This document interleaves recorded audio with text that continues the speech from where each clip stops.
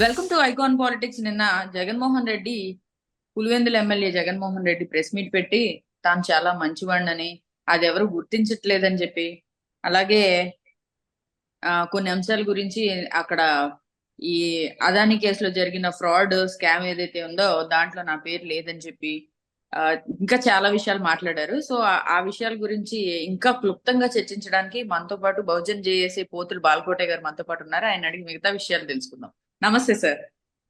నమస్తే హారిక్ గారు. సార్, నిన్న జగన్ ప్రెస్ మీట్ విన్నారా సార్? మీకేమనిపించింది సార్? హారిక్ గారు నమస్తే. అదే ఇప్పుడు నమస్తే మీరు చెప్పారు కదా, జగన్మోహన్ రెడ్డి అని నేను చాలా మంచివాడను, చాలా బుద్ధిమంతుడను. నేను ఆంధ్ర రాష్ట్రానికి 1,10,000 కోట్ల రూపాయల విద్యుత్ ఆదాయం చేశాను. నాకెవరో సన్మానం చేయటం లేదు, ఓ శాలువా కప్పటం లేదు, ఓ పూలదండ కూడా మెడలో వేయటం లేదు. పదే పదే పదే విద్యుత్ ప్రారంభించిన చంద్రబాబు నాయుడు గారి పేరు చెప్తున్నారు తప్ప నా పేరు ఎవరు కూడా ప్రస్తావించటం లేదు. కానీ దాదాపు ఒక గంట సేపు జగన్మోహన్ రెడ్డి గారు పాత్రికేయ సమావేశం పెట్టారు. ఇంకొక కొత్త మాట ఏమన్నారంటే, ఆంధ్రప్రదేశ్లో గత 5 ఏళ్ల తన హయాంలో విప్లవ అడుగులు పడ్డాయి. ఇప్పుడు ఈ కూటమి వచ్చిన 150 రోజుల పరిపాలన విప్లవ అడుగుల్ని వీళ్ళు తుడిచేస్తున్నారు అని అన్నాడు. నేను ఈ ప్రెస్ మీట్ అంతా కూడా కొద్దిగా ఆలకించా. ఎవరో మిత్రులు ఫోన్ చేసి, జగన్మోహన్ రెడ్డి గారు పాత్రికేయ సమావేశం పెట్టారు, వాళ్ళ కొట్టయ్య లైవ్ వస్తుంది, ఒకసారి చూడు అవకాశం ఉందంటే చూశాను నేను. అలాగనే జగన్మోహన్ రెడ్డి గారి మాటలు విన్నా కూడా నేనే కాదు, బహుశా దాదాపు నాకు తెలిసి ఆంధ్రప్రదేశ్లో చాలా మంది వైసీపీ కార్యకర్తలు కానీ, ఒక స్థాయి నాయకులు కానీ 2 జేబులు చేపెట్టుకుని నిన్నందరూ ఎటో కట్టో పోయే ఉంటారు. ఇప్పటికే సగం మంది పోయారు, ఆ ఉండవాళ్ళు కూడా పోయి ఉంటారు. విషయం ఏంటంటే హారిక్ గారు, గత 10 రోజులుగా అమెరికాలో ఒక ఇన్వెస్టిగేషన్ సంస్థ, మంద కాదు, అది భారతదేశానికి సంబంధించింది కాదు, సెక్యూరిటీస్ ఎక్స్చేంజ్ కమిషన్ ఎస్ఈసి ఒక నివేదిక ఇచ్చింది. ఆ నివేదికలో 80వ పాయింట్ నుంచి 84వ పాయింట్ వరకు 2024 ఆగస్టులో ఆంధ్రప్రదేశ్ చీఫ్ మినిస్టర్ని గౌతమ్ అదానీ వ్యక్తిగతంగా కలిశారు విద్యుత్ సరఫరా ఒప్పందం కోసం. ఆయన కలిసిన తర్వాతే ఈ విద్యుత్ ఒప్పందం, సౌర విద్యుత్ ఒప్పందం ముందుకు కదిలింది అని వాళ్ళు రిపోర్ట్ చేశారు. దీనిలో వాళ్ళు ఆరోపించింది ఏంటంటే 1,750 కోట్ల రూపాయలు జగన్మోహన్ రెడ్డి గారు తీసుకున్నాడు అని. దాని తెలుగులో ఏమంటారంటే తిన్నాడు అని. ఇప్పుడు జగన్మోహన్ రెడ్డి గారు పాత్రికేయ సమావేశం చెప్పాల్సింది అది. బాబు నేనేం తీసుకోలేదయ్యా, 1,750 కోట్ల రూపాయలు కక్కుర్తి పడాల్సినంత అవసరం నాకేముంది, నా దగ్గర 1,00,000 కోట్లు ఉన్నాయి, అవి నా ఛాయ్ ఖర్చులు కూడా పనికిరావు, నేను తినలేదు, నా పేరు లేదు అని చెప్పాలి. ఆయన అదేం చెప్పలా. అది చెప్పుకోకుండా సౌర విద్యుత్తుని ₹2.49 నేను కొన్నాను, ఒప్పందం కుదుర్చుకున్నాను, తద్వారా ఆంధ్రప్రదేశ్కు 1,10,000 కోట్ల రూపాయల ఆదాయం సమకూర్చాను, సంపద సృష్టించాను. చంద్రబాబు నాయుడు గారు 2014-19 హయాంలో ఆయనైతే దాదాపు ₹5కి ₹6 ఒప్పందాలు కుదుర్చుకున్నాడు. ఆయన ఒప్పందాల మూలాన దాదాపు 85,000 కోట్ల రూపాయలు ఆంధ్ర రాష్ట్రానికి నష్టం జరిగింది అని చెప్పుకొచ్చాడు. మరి ఇవన్నీ ఇప్పటికే గుర్తుకొచ్చినాయా హారిక్ గారు? మరి గత 5 ఏళ్ళలో చాలా సిద్ధం సభలు పెట్టాడు కదా, సిద్ధం అనే సభలు పెట్టాడు కదా. మరి సభలు ఎక్కడా చెప్పలేదుగా మేము విద్యుత్ ఒప్పందం చేసుకున్నాను, కాబట్టి నేను చేసుకున్న విద్యుత్ ఒప్పందానికి 1,10,000 కోట్ల రూపాయలు ఆంధ్ర రాష్ట్రానికి ఆదాయం వస్తుందని చెప్పలేదు ఎక్కడ. ఇప్పుడు కొత్తగా ఎందుకు చెప్తున్నాడంటే, గత వారం రోజులుగా 10 రోజులుగా చర్చ జరుగుతుంది కాబట్టి ఈయన అమెరికా సంస్థలను కూడా ఆదానితో కలిసి మోసం చేశాడు, అక్కడ కూడా కేసులు అవుతున్నాయి. చంద్రబాబు నాయుడు గారు కూడా అసెంబ్లీలో దీన్ని కాస్త పరిశోధించేసి దీనికి సంబంధించిన వ్యవహారం మీద ఏం చర్యలు తీసుకోవాలనేది ఆలోచిస్తామని అన్నాడు. కాబట్టి ప్రజల్లో పలుచబడ్డాం కాబట్టి ఏదో సమాధానం చెప్పాలి కాబట్టి బెంగళూరు నుంచి ఓ వారం ఆగిన తర్వాత వచ్చేసి ఒక గంట సేపు కూర్చొని దాని మీద మాట్లాడే ప్రయత్నం చేశాడు. ఒక్క మాట అడుగుతాం జగన్మోహన్ రెడ్డి గారిని, ఆయన అన్నది ఏంటంటే లంచం ఇవ్వడానికే జగన్ కలిశానని ఆదాని చెప్పారా? ఉమ్, ఉమ్, లంచం ఇవ్వడానికే జగన్ కలిశానని ఆదాని చెప్పారా అని అడుగుతున్నాడు. అలా ఉమ్. చెప్తారా హారిక్ గారు లంచం ఇచ్చినోడు? నేను జగన్మోహన్ రెడ్డి గారికి లంచం ఇచ్చానని ఆదాని చెప్తాడా? పోనీ ఎందుకు ఆదాని లంచం తీసుకుంటే లంచం ఇచ్చినోడు చెప్తాడా? మరి వీటిని ఏమంటారు? ఇప్పుడు వీటిని ఏమంటారండి? అంటే ఈ విధమైన మాటలు. ఆహా కాదు సార్, ఆదని కూడా ఈ నిరికించాలన్న ప్లాన్ లో ఉంటే గనుక బయటికి చెప్పేసేవాడేమో. వీళ్ళిద్దరు తోడు దొంగలు అయినప్పుడు ఆయన ఎందుకు చెప్తాడు? ఇప్పుడు స్పష్టంగా ఏంటంటే హారిక్ గారు, గత 2 ఏళ్ల క్రితమో 3 ఏళ్ల క్రితమో భారతదేశంలో అత్యంత సంపన్నులు ఎవరు అని గణాంకాలు తీస్తే ఆదాని స్థానం అందులో 906 అంట. అలాంటి 906వ స్థానం నుంచి ఆదాని ఈరోజు భారతదేశంలో అత్యంత ధనవంతుల జాబితాలో 2వ స్థానానికి పెరిగాడు. ఉమ్, ఆదాని ఎప్పుడు కూడా ప్రభుత్వ రంగ సంస్థలతోనే వ్యాపారం చేస్తాడు. ఉమ్, అది పోర్టులు కానీ, సౌర విద్యుత్ కానీ, విద్యుత్ కానీ, లేదంటే స్టీల్ ఫ్యాక్టరీలు కానీ, సిమెంట్ ఫ్యాక్టరీలు కానీ ప్రభుత్వ ఒడంబడికలతో చేస్తాడు తప్ప ప్రైవేట్ వ్యాపారం చేయడు.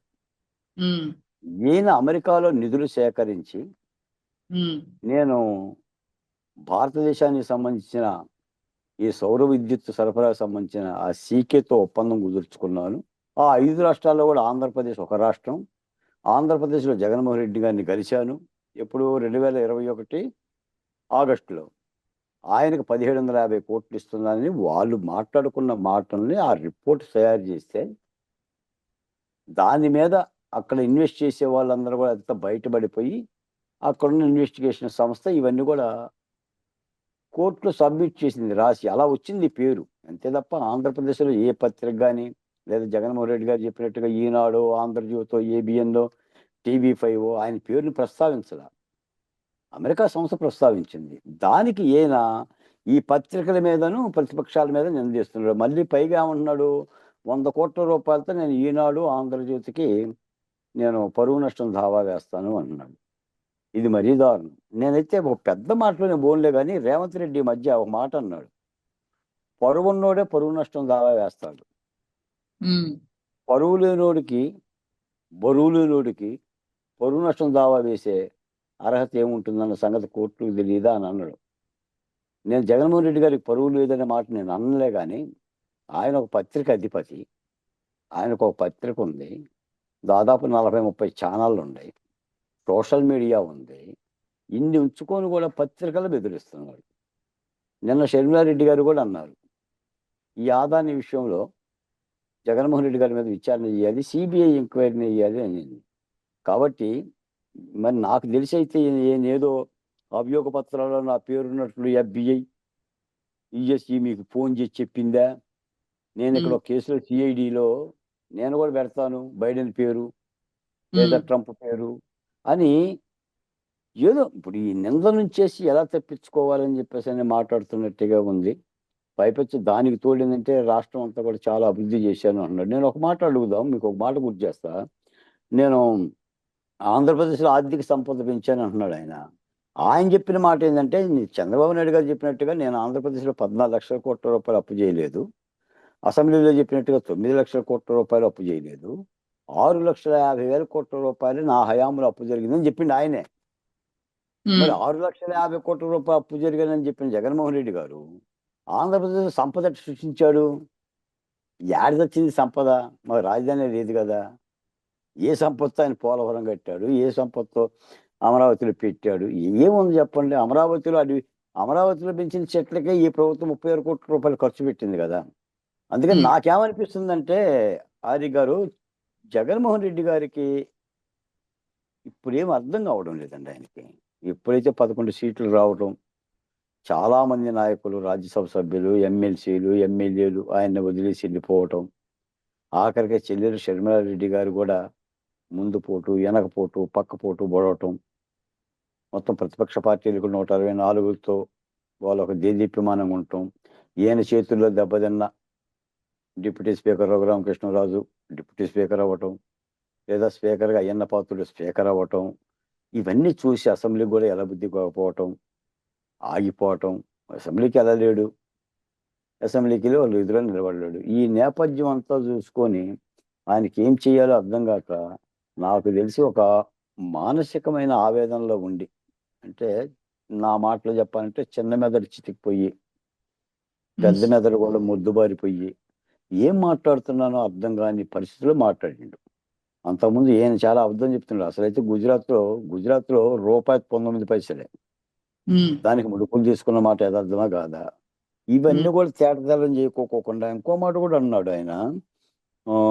ఆదాని నన్ను చాలా సార్లు కలిశారు, దానికి సెకీ ఒప్పందానికి సంబంధం ఏంటి అన్నాడు. మరి ఆదాని ఎందుకు కలిశాడు చాలా సార్లు? ఊరికనే రారుగా హారి గారు మీకు మాట తెలుసో లేదో, వ్యాపారస్తులు వ్యాపారం ఎందుకు పెడతాడు? అది విద్యుత్ వ్యాపారం అయినా సౌర వ్యాపారం అయినా స్టీల్ ఫ్యాక్టరీ ఎందుకు పెడతాడు? రూపాయి ఆర్జించడానికేనా, లేదంటే ఆంధ్ర రాష్ట్ర ప్రజలకు మేలు చేయడానికే?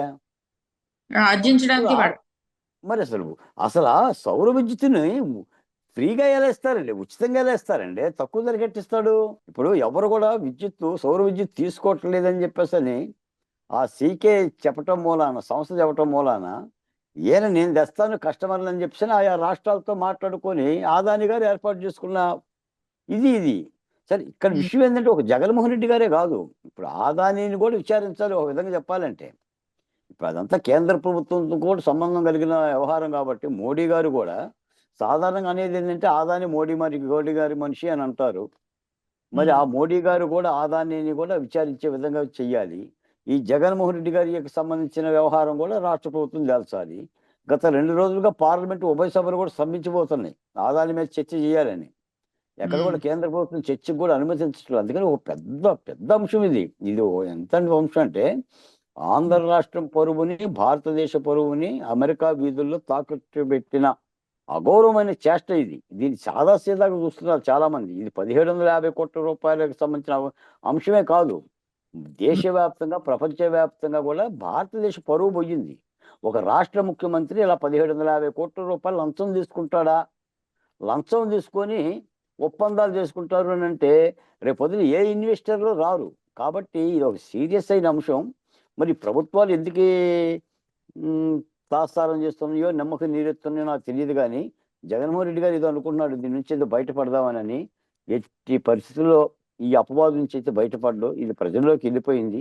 జగన్మోహన్ రెడ్డి గారు ఈడీ కేసులు, సిబిఐ కేసులే కాకుండా ఆఖరికి అమెరికా కోర్టుల్లో కూడా ఆయన పేరు అక్కడ కూడా నానుతుంది. ఆ కేసుల్లో కూడా ఉన్న అంశం వెళ్ళిపోయింది. దీని మీద అయితే మాత్రం పూర్తి విచారణ చేసి నిజాలు మాత్రం ప్రజలకు తెలియాలి. ఇందులో కనుక జగన్మోహన్ రెడ్డి గారి పాత్ర మాత్రం కేసు కట్టాల్సిన అవసరం కూడా కూటమి ప్రభుత్వం మీద ఉంది. రైట్ సార్, ఈ అంశం మీద మీ అభిప్రాయాన్ని తెలియజేసినందుకు.